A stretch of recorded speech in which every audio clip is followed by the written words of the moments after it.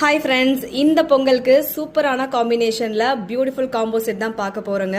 இந்த காம்போவில் அழகான chain drops கம்மல் வந்துருங்க. அண்ட் சூப்பரான ஃபார்மிங்கில் 80 ஸ்டோன்ஸ் பிரேஸ்லெட் அண்ட் ஃபார்மிங்கில் பிளைன் ரிங் அண்ட் சூப்பரான 18 inches டாலர் செயின் ரெண்டு டிசைன் வரும்.